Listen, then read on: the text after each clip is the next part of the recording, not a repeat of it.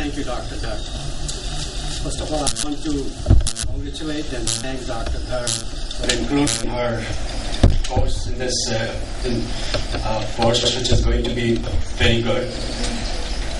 Well, I will be talking about the controversies. Von Greffi, about 150 years ago, introduced iridectomy to glaucoma. And I know that, as you know, that he did not know that he was doing it for narrow angles.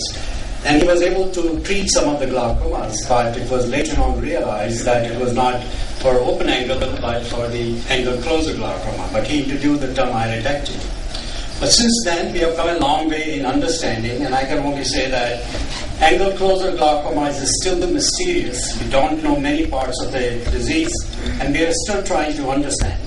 As the time goes, we have realized that certain elements play a big role, like Dr. Dhar was saying, the lens plays a big role in angle closure, and also the ciliary processes, the insertion of the iris, and newer things have been found out that even the choroid plays a bigger role in causing angle closure to glaucoma.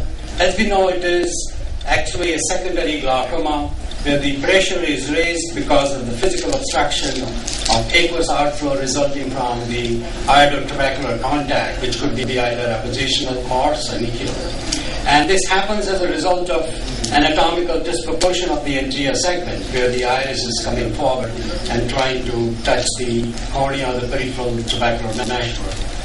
Pathophysiology is not well understood. Predicting an acute angle closer glaucoma in a patient with occludable angles is not possible. The old test that we used to do, the prone darkroom test, has been abundant, and you must have realized that we used to do that, or a mydriatic test. They have been abundant because even if they are positive, they do not predict whether that patient is going to go into an acute angle closer on its own. And we know that only 10% of the people who have so-called occludable angles develop primary angle closer glaucoma. But the problem is we don't know who those 10% are. Aqueous humor can pass through a positionally closed angle, and that has been shown by Harry Quigley many a time, that even if it is 360 degree a positionally closed angle, the pressure still may be normal. So who are those people who get into an acute attack? But in any case, we know that the configuration of these eyes is that they have shallow anterior chamber. If it is less than 2.1, they're more likely to get into trouble.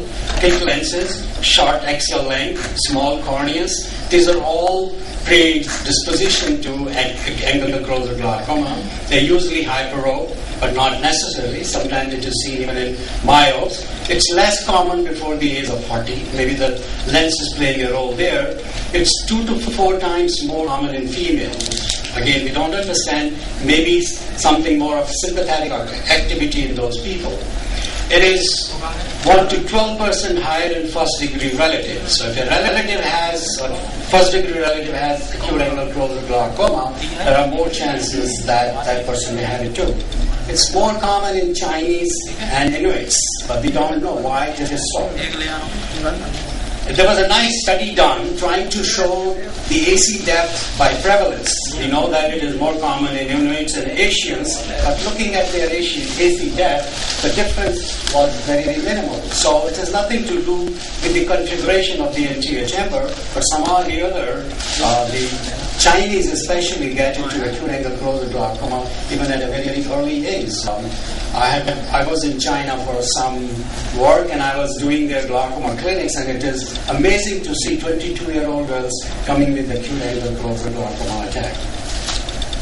Also, it was shown that in angle closer glaucoma, these are the people who have less loss of pupillary volume or iris volume on dilatation. So there is a test in which OCT can measure the thickness of the iris. So if you find the iris thickens more during dilatation, they are more likely to get into acute angle closure. Also, it has been shown that choroidal thickness changes after water drinking test more in an angle closer glaucoma than open angle eyes. This is suggesting that choroid plays a dynamic role. And actually, I was with him during the last Academy of Ophthalmology, and is coming out with a new provocative test for angle closure glaucoma depending on the choroidal thickness after water drinking test. Now, between the anterior segment OCT, measuring the configuration of the end chamber angle from these equipments versus the gonioscopy that we usually do, there was a big article from the American Academy of Ophthalmology, review of literature for the last 10 years, 371 articles reviewed in which the parameters were studied by UBM, anterior segment OCT, slide photography, and scanning peripheral anterior chamber depth analyzer. And this was their conclusion. Although there is evidence suggesting that anterior imaging provides useful information in the evaluation of PAC, none of these imaging methods provide sufficient information of angle closure or anterior chamber anatomy to be considered a substitute for gonioscopy. And I do believe that gonioscopy cannot be replaced. There are individuals, actually in the morning of the glaucoma free paper session, I was surprised that some people on the basis of anterior segment OCT are doing peripheral iridotomies. The estimate is that we are doing 10 times more peripheral iridotomies than it is necessary. And to my mind, it's not an innocuous procedure. It's not a simple procedure. There are things that you have to give it when you do that. Angle classification, we follow the Schaeffer's classification mostly because of the way the iris inserts.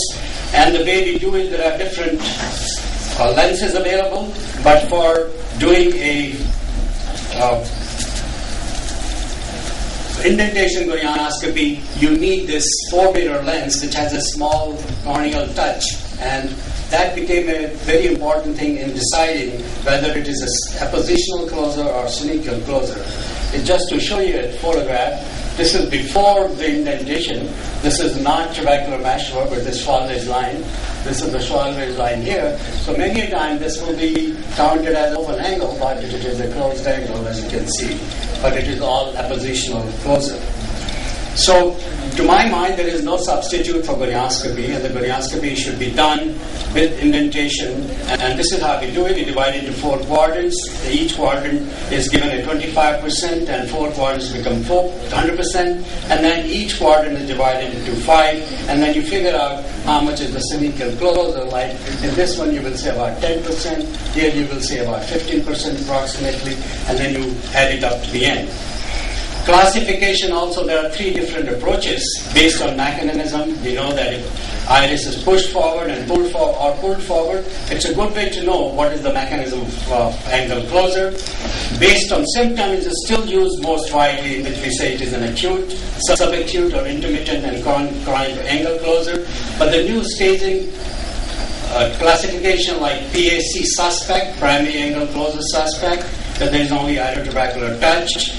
Then PAC, which is touch and raised IOP or PAS. Here the combined mechanisms may also play a role. So one has to be careful that just a touch and a synechial closer does not mean the raised pressure is because of the angle closer. Yes, the primary angle closer glaucoma, which is pretty much like the chronic angle closer glaucoma, is the touch, the synechial closer, and also the optic nerve head changes. I won't go into the details of this, but pupillary block mechanism is basically because of the pupillary block gives rise to iris bombing. Chamber is shallow and narrow, and it can then present as acute, subacute, and chronic. The appositional closure leads to synechial closure. Plateau iris is also a kind of a primary angle closure glaucoma in 1958. Ragnar Tornquist described in which the ciliary body might be playing a role. Here the iris is flat, but when it inserts, it comes around and causes a plateau iris. And it has been found that it's probably the ciliary body or ciliary process are pushing the iris and causing this configuration. Now here, even if you do a PI, LPI, there may still be an angle closure attack. So it is called non-pupillary block glaucoma, and it has to be separately dealt. Now, who needs LPI? In my opinion, it's the people who need LPI, not that everybody with iridotrabecular touch needs it. In the second eye, after acute AC attack in one eye, appositional or near appositional closure on gonioscopy. That's very important, not on anterior segment OCT. at least 2 or more quadrants are necessary. If the anterior chamber depth is less than 2 millimeter, there is a strong family history of glaucoma and history of subacute angle closure attacks, or if there is a PAS formation and it is advancing. And lastly, patient needing repeated pupillary dilatation in narrow angles, like for diabetes. And there where you need to dilate the pupil again and again, you might consider NPI before that. Thank you very much.